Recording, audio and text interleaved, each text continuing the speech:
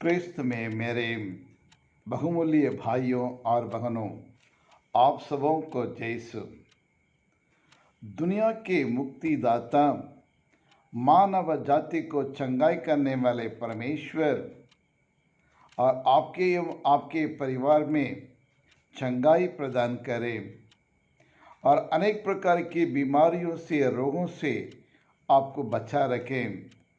हर प्रकार की बीमारियों से, रोगों से बचाकर आप सबों को अच्छे स्वस्थ होने प्रदान करें। जी हाँ प्रिय विश्वासियों, निर्गमन ग्रंथ अध्याय 15 पद संख्या 26 से कहता है, जो ईश्वर की आज्ञाओं को पालन करते हैं, जो ईश्वर पर विश्वास करते हैं और उनके लिए ईश्वर स्वयं कहते हैं, मैं चंगाई करने वाला ईश्वर हूँ। I am the healer. यानी हमारे शरीर के जितने भी जो रोग हैं, हर प्रकार के रोगों को चंगा करने वाला हमारे प्रभु ईश्वर हैं।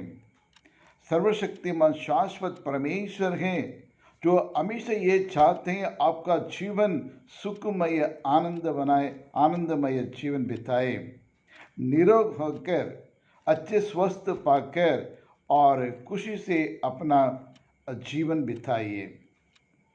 जी हम क्रिस्त में प्यारे भाई और बहनों, आज माता कलसिया सामान्य काल का 28वां इतवार मना रही है और आज के ये तीनों पाठों का जो मूल सारांश है, प्रभु के उपहारों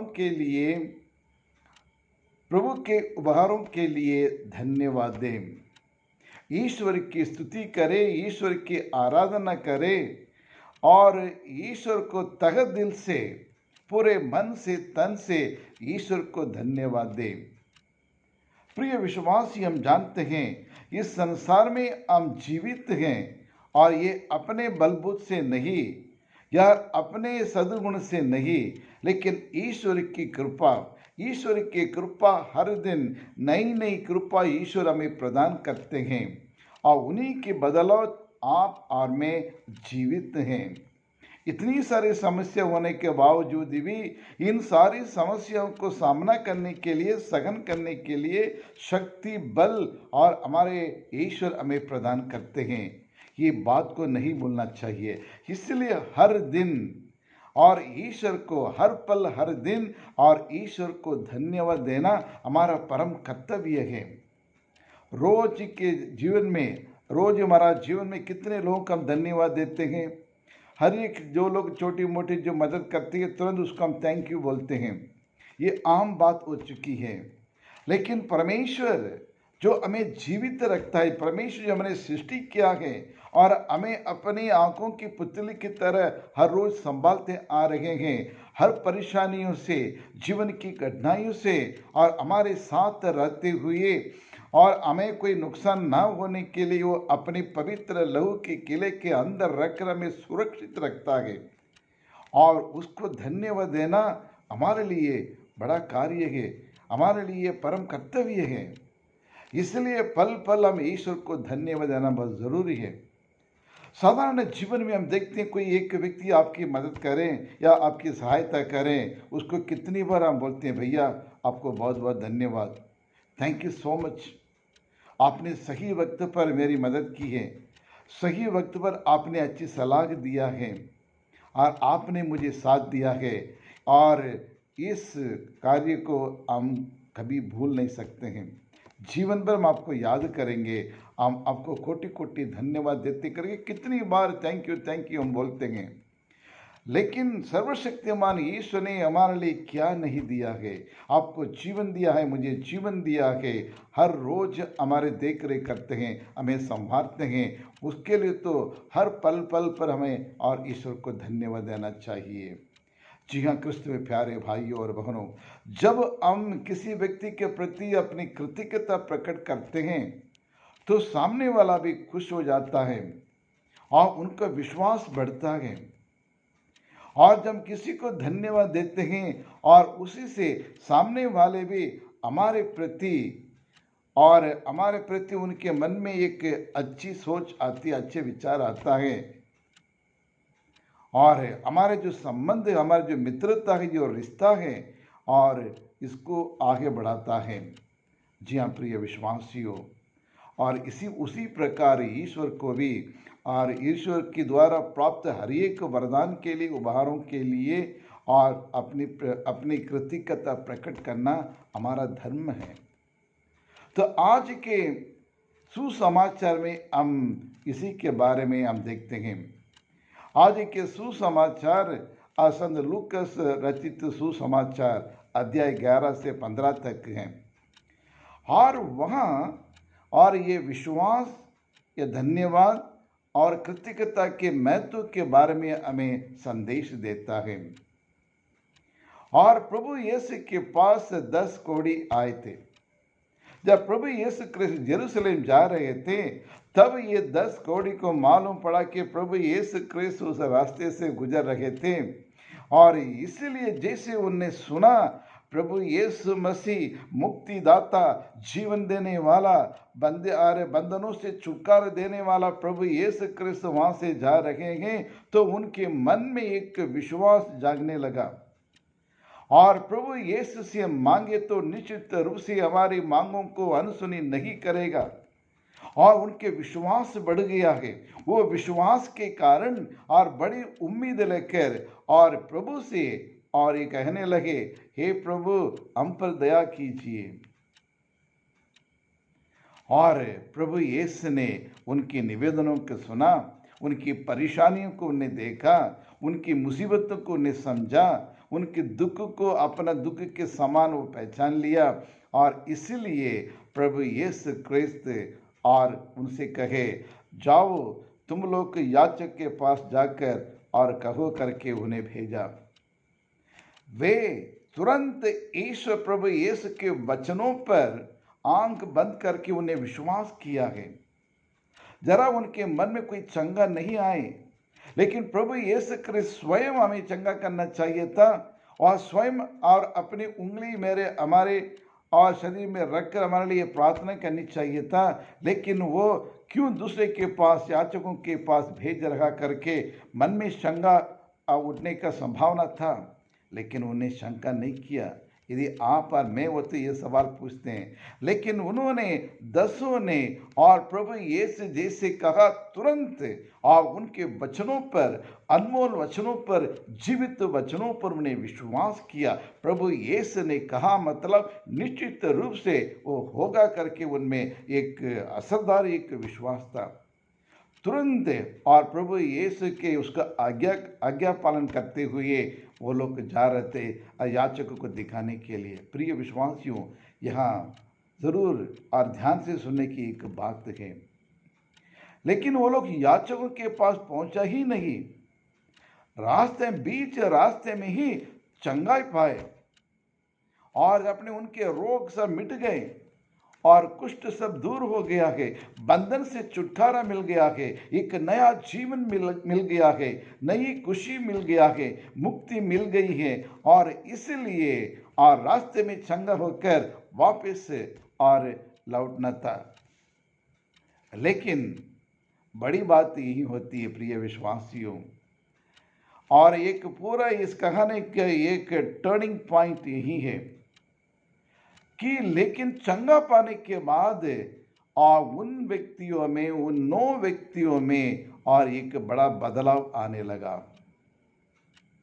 जब दुख में, मुसीबत में, समस्याओं में, परेशानी में, वेदना में थे, तब बार बार ईश्वर का नाम लेते थे और ईश्वर से गुहार लगाते थे और चंगाई पाने के लिए तरसते थे, तड़पते थे। लेकिन एक बार और चंगाई प्राप्त करने के बाद सब उनकी सोच में बदलाव, विचार में बदलाव, उनके व्यवहार में बदलाव, उनके जीवन में बदलाव आ गया है। अब मतलबी बन गए हैं। ईश्वर के द्वारा उनके उपहारों को पाने के बाद और ईश्वर को भूल गए। 10 में से 9 लोग भूल गए, सब अपनी अपनी और रास्ता पकड़ लिया और अब ईश्वर से पराये हो गए।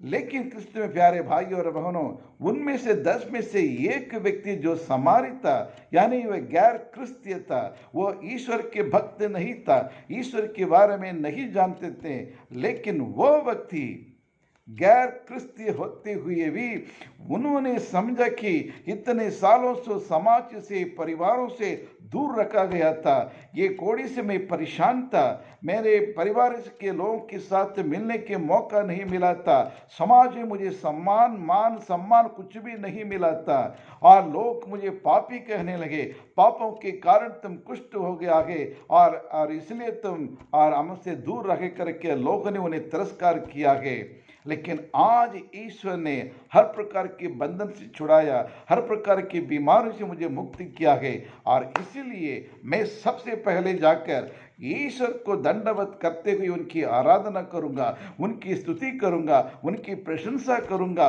उनको तहे दिल से, तन से, मन से उनको मैं अपनी कृतज्ञता को प्रकट करूंगा करके वापिस आए और ईश्वर के चरण में साष्टांग प्रणाम करके और अपने धन्यवाद को उनके प्रकट करने लगा।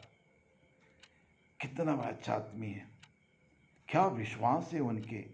प्रिय विश्वासियों, हाँ, वो ये गैर क्रिस्तीय था, ईसाई धर्म शिक्षा के बारे में जानता भी नहीं था, लेकिन वह व्यक्ति में एक विश्वास देखिए। लेकिन आज भी कई बार और हम उन 9 व्यक्ति कुष्ठ रोग के समान हैं, हम सब भूल जाते हैं जो हमारी मदद किए हैं, जो हमारे लिए सीढ़ी बनकर हमारे जीवन को ऊपर उठाए हैं, उनको हम भूल जाते हैं, उनकी बुराई करने लगते हैं। लेकिन एक गैर क्रिस्तीय विश्वास को देखिए। प्रिय विश्वासियों, ठीक उसी प्रकार आज के पहले पाठ भी हमें एक अच्छा शिक्षा देती है। आज के पहले पाठ में हम देखते हैं, और राजाओं का दूसरा ग्रंथ है, और अध्याय 5 और पद संख्या वहाँ जो 15 में हम देखते हैं, नामान ये कुष्ठ रोगी था, वो भी वो गैर क्रिस्तीय था, वो यहूदी नहीं था, गैर यहूदी था, लेकिन उसके बावजूद भी जब उनने सुना नबी एलिशा के पास जाएंगे, ईश्वर के द्वारा वो मुझे चंगाई प्रदान करेंगे करके एक विश्वास के साथ बहुत दूर से उनके पास गए। और नबी एलिशा ने उनसे कहा, जाओ यर्दन नदी में 7 बार डुबकी लगाओ और तुम्हारा कोढ़ सब कुछ मिट जाएगा करके उसने कहा। उनके वचनों पर विश्वास किया है, परमेश्वर के वचनों पर, परमेश्वर के दास, परमेश्वर के इस नबी के वचन पर उन्हें विश्वास किया है। यर्दन नदी में गया, 7 बार डुबकी लगाया, और कितना बड़ा आश्चर्यचकित हो गए थे वो कहने, और वहाँ डुबकी लगाने के बाद उनकी सारे परेशानियां दूर हो गई और उसकी बंधन से छुटकारा मिल गया है, मुक्ति मिल गया है, और उस कुष्ठ रोग से पूरी तरह से वो चंगाई उन्हें प्राप्त किया है। पूरा शरीर के जितने भी कोढ़ थे सब कोढ़ निकल चुका था। और उसके बाद देखिए प्रिय भाइयों और बहनों, उन्होंने क्या कहा है, अपनी कृतज्ञता को किस प्रकार प्रकट किया है। आपको और मुझको इसके देखकर सीखना चाहिए। प्रिय विश्वासियों, उसने कहा, और इतनी चंगाई प्राप्त करने के बाद उन्हें ऐलान किया है, आज इज़राइल के ईश्वर की छोड़कर इस दुनिया में कोई ईश्वर नहीं है, कोई देवता नहीं है। इज़राइल के ईश्वर के छोड़कर ये सारी दुनिया में, सारे संसार में और कोई देवता नहीं है जो प्रभु के समान हमें चंगा कर सकते हैं, प्रभु के समान और हमें निरोग कर सकते हैं करके, और अपने विश्वास को प्रकट किया और अपनी कृतज्ञता को ईश्वर के प्रति उन्हें प्रकट किया है। बहुत बड़ी बात है प्रिय विश्वासियों। जब मैं गांव के और पैरिश में था, वहाँ एक नरेश करके एक व्यक्ति आया, उनके हाथ में पूरे कुष्ठ था, दोनों हाथ में पूरे फटे फटे थे। वो कहने लगा, फादर जी, मैं एक चम्मच भी नहीं पकड़ पाता हूँ, सुबह ब्रश करने के लिए ब्रश को पकड़ नहीं पाता हूँ, इतने और दर्द, अनगिनत वेदना। और इसलिए मैं बहुत परेशान था, ना कुछ काम के लिए जा पाता, मेरे बीवी बच्चे सब भूखे प्यासे रहते हैं, मुझे रोना आता था। जहाँ जहाँ लोग कहते हैं वहाँ मंदिर गए, मस्जिद गए, दरगाह में गए, सब दूर गए, लेकिन कहीं मुझे और कुछ और आराम नहीं मिला। लेकिन और आपके पास मैं आया हूँ, आप यीशु के भक्त जन हैं, इसलिए आपके पास आया हूँ, मेरे लिए प्रार्थना करें। मैंने उससे पूछा, क्या प्रभु यीशु पर विश्वास करते हो कि वह आपको चंगा कर देगा? उन्होंने कहा, ईश्वर के प्रभु यीशु के नाम से यदि आप प्रार्थना करेंगे, निश्चित रूप से मैं चंगाई प्राप्त करूंगा करके उन्हें व्यक्ति के अपने विश्वास को व्यक्त किया है। और फिर उसके सिर पर और हाथ रखकर यीशु के नाम से उनके लिए प्रार्थना की। फिर उनसे मैंने यही कहा, एक तेल को आशीष करते हुए कहा, यीशु की पवित्र लहू मुझे चंगा प्रदान करे। यीशु की पवित्र तेल, यीशु की पवित्र लहू, ये साधारण तेल नहीं है प्रभु, ये आपके आपके खून हैं, आपके लहू हैं, जो मानव जाति के पापों को मिटाने के लिए आपने दिया है, उसी को मैं लगाता हूँ अपने घावों से, और मेरे इसको चंगा करे करके प्रार्थना बोल करे, और आप निश्चित रूप से चंगाई प्राप्त करेंगे करके आशीष करते किया हुआ तेल को मैं दिया है।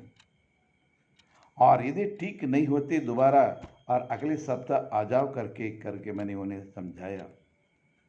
15 दिन के बाद 15 दिन तक आया नहीं, फिर आया, एक दिन आते ही उन्हें कहने लगा, सच्चा परमेश्वर हमारे प्यारे यीशु फादर जी, मैं विश्वास करता हूँ, मैं एक गैर ख्रिस्ती हूँ, लेकिन ईश्वर प्रभु यीशु पर विश्वास करता हूँ। जब से आपके पास आए, मैंने प्रार्थना करवाए, और उसी दिन से और मैं धीरे धीरे चंगा प्राप्त करने लगा।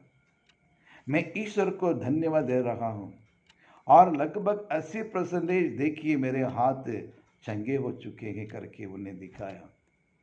प्रिय विश्वासियों, नामान के समान ये नरेश भी गैर ख्रिस्ती होते हुए भी ईश्वर ने उनकी चंगाई उन्हें प्रदान किया। हालेलुया, हालेलुया, यीशु की स्तुति हो, यीशु की आराधना हो। हमारे प्रिय विश्वासियों, मैंने चंगा नहीं किया, और मेरी प्रार्थना से उन्हें चंगाई प्राप्त नहीं हुई। यार, मैंने जो तेल दिया, पवित्र तेल दिया है, ये तेल के कारण वो चंगाई प्राप्त नहीं हुआ, लेकिन ईश्वर की कृपा से, और इसलिए और सारे आदर और सम्मान और स्तुति आराधना सब परमेश्वर के लिए। मेरा कुछ भी नहीं है, मैं प्रभु का एक और दीन सेवक हूँ, मैं प्रभु की एक सर्वेंट मात्र हैं, और इसलिए सब ये सारा ये सम्मान और आदर मेरे प्रभु के लिए है, प्रभु यीशु के लिए करके उसी के लिए मैं आराधना करता हूँ, उसी की स्तुति करता हूँ। जी हाँ प्रिय विश्वासियों, आज प्रभु यीशु आपसे मुझसे यही चाहते हैं। हर दिन कितने सारे और दुर्घटना से ईश्वर आपको और मुझे बचाते हैं। और आज भारत देश में 80 million people don't have 1 square mile, यानी 80 मिलियन लोगों के लिए एक वक्त रोटी नहीं मिल पाती है। लेकिन ईश्वर आपको और मुझको, हमारे परिवार को कितने प्रकार के भोजन से हमें तृप्त कर देते हैं। कई बार एक्सीडेंट में बाल बच जाते हैं, दुख तकलीफ और परेशानियां, वेदनाएं, पीड़ाएं ऐसे पहाड़ जैसे फूट पड़ता है, लेकिन ईश्वर अपने पंखों की छाया के नीचे हमें सुरक्षित रखता है, इसके लिए, और हमें जीवित रखता है। रात को सोने के लिए जाते हैं, हमें कोई विश्वास नहीं कि सुबह उठेंगे या ना उठेंगे, लेकिन ईश्वर बराबर अपने टाइम टेबल के अनुसार हमें बचाते हैं, आपको बचाते हैं। हमारे लिए पहनने के कपड़ा देते हैं, चलने के लिए वाहन देते हैं, अच्छी नौकरी देते हैं, काम करने के लिए तंदुरुस्त हाथ हमें देते हैं। इन सारी चीज़ों के लिए हम ईश्वर को और धन्यवाद देना हमारा परम कर्तव्य है। अक्सर हम भूल जाते हैं। प्रभु यीशु के जीवन देखिए, प्रभु यीशु, माँ मरियम हमारे लिए एक आदर्श है। प्रभु यीशु क्रिस्त संत యోహాను सुसमाचार अध्याय 11 में मेरे ख्याल से 41 पद संख्या में हम देखते हैं लाजरस को मृत्यु लाजरस को जलाने के पहले उन्होंने क्या किया? परमेश्वर को धन्यवाद दिया। प्रभु आज तक आप मेरे साथ रहें, मेरे हर निवेदनों को, हर प्रार्थना को आपने सुनी और इसलिए मैं तहे दिल से मैं आपको धन्यवाद देता हूँ कि पिता परमेश्वर को धन्यवाद देने के बाद का लाजरस बाहर निकल आओ, तुरंत बाहर निकल आए। देखिए परमेश्वर के पुत्र होते हुए भी परमेश्वर का पिता परमेश्वर का हर पल हर चमत्कार करने से पहले हर कार्य करने से पूर्व वो प्रभु यीशु पिता परमेश्वर को वो धन्यवाद देते थे। माँ मरियम आप देखिए संत लूका सुसमाचार अध्याय 1 पद संख्या 45 से लेकर 47 तक आप देखिए, मेरी आत्मा प्रभु का गुणगान करती है और अपने मुक्तिदाता में आनंद मनाती हूँ। क्या प्रिय विश्वासियों, किस तरीके से अपने कृतज्ञता को प्रकट करती है। और आज प्रभु यीशु क्रिस्त आपसे और मुझसे यही चाहते हैं, हम निरंतर अपने जीवन में ईश्वर को धन्यवाद देते हैं। कहा जाता है सभी बलिदानों से सर्वश्रेष्ठ बलिदान और ये धन्यवाद का बलिदान है। जी हाँ क्रिस्त में प्यारे भाई और बहनों, और इसलिए स्तोत्र गीत 50 पद संख्या 15 ये कहता है, जो मुझे धन्यवाद के बलिदान चढ़ाता है वह मेरा सम्मान करता है, और जो सदाचारी है और उसको मैं और मुक्ति विधान का दर्शन कराऊंगा करके आके और ईश्वर कहता है। जी हाँ प्रिय विश्वासियों, आइए हम ईश्वर को धन्यवाद दें और ईश्वर से और प्रार्थना करें। ये सर्वशक्तिमान शाश्वत परमेश्वर, हम आपको धन्यवाद देते हैं, तेरी आराधना करते हैं, तेरी स्तुति करते हैं। आज हम जीवित हैं प्रभु, ये आपकी कृपा के बदौलत हैं और आप हर पल हमारी रक्षा करता है, हमें सुरक्षित रखता है, हमें हर प्रकार की परेशानियों से दूर रखता है। उसके लिए कोटि कोटि हम धन्यवाद हम देते हैं प्रभु। कई बार हम वफादार नहीं रहते हैं, कई बार हम आपके द्वारा प्राप्त उन उपहारों के लिए हम धन्यवाद देना भूल जाते हैं, मतलबी हो जाते हैं। लेकिन प्रभु हमारे हृदय में आ जा प्रभु, आपकी उपस्थिति से हमारे सारे और ये बीमारियां रोग दूर हो जाए और हमारे मन में जो कमजोरियां हैं उस कमजोरी को दूर करते हुए निरंतर पल पल हम आपको धन्यवाद देने के लिए, आपकी आराधना करने के लिए, आपकी स्तुति करने के लिए हमें शक्ति और बल हमें प्रदान करें और हमारे परिवार में जितने भी दुख तकलीफ हैं सबको दूर करें प्रभु। जो प्रार्थना एवं निवेदन आपसे करते हैं और उन पर प्रभु आप कृपा प्रदान करें और उनकी मांगों को पूरी करने के लिए कृपा प्रदान करें। यही प्रार्थना हम करते हमारे प्रभु क्रिस्त के द्वारा। आमीन आमीन।